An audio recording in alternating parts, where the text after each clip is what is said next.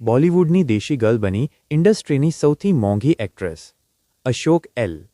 ચૌહાણની કલમે બોલિવૂડની જાણીતી અને global icon બની ચૂકેલી અભિનેત્રી પ્રિયંકા ચોપરા ફરી એકવાર ચમકી ઉઠી છે, પણ આ વખતે તેનું નામ સુપરહિટ ફિલ્મ માટે નહીં, પણ પોતે ઇન્ડસ્ટ્રીની સૌથી મોંઘી એક્ટ્રેસ બની જવાના કારણે ચર્ચામાં છે. તેમની ઉંમર હવે 43 વર્ષની થઈ છે અને તે એક લવલી દીકરીની માતા છે. છતાં પણ પ્રિયંકા ચોપરાની માર્કેટ વેલ્યુ આજે પણ ફિલ્મી દુનિયામાં શિખરે છે. છેલ્લા 4 વર્ષથી બોલિવૂડથી દૂર હોવા છતાં પણ દેશી ગર્લે પોતાનું મોરચું મજબૂત રાખ્યું છે. EMAZON પ્રાઇમ શો સિટાડેલ માટે 41 કરોડ રૂપિયા સુધીની ફી. પ્રિયંકાએ તાજેતરમાં અમેઝોન પ્રાઇમની હાઈ બજેટ સિરીઝ સિટાડેલ માટે 41 કરોડની ફી લીધી હતી, જે એક world class live action series હતી. SS.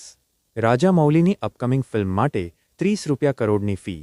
પ્રખ્યાત ફિલ્મમેકર SS.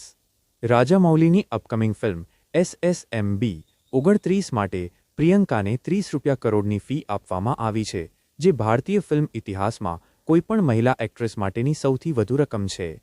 છેલ્લે ધ વ્હાઇટ ટાઇગરમાં આવી હતી નજરે. પ્રિયંકા છેલ્લે રાજકુમાર રાવ અને આદર્શ ગૌરવ સાથે ફિલ્મ ધ વ્હાઇટ ટાઇગરમાં જોવા મળી હતી, જે નેટફ્લિક્સ પર રિલીઝ થઈ હતી અને આંતરરાષ્ટ્રીય સ્તરે પણ ખૂબ પ્રશંસા પામી હતી. આજે પોતાનો 43મો જન્મદિવસ ઉજવી રહેલી પ્રિયંકા ચોપરા સાબિત કરે છે કે વર્ષો બાદ પણ જો પ્રતિભા, પોઝિટિવ ઇમેજ અને આંતરરાષ્ટ્રીય ઓળખ હોય તો ટોચના સ્થાને પહોંચવું અશક્ય નથી.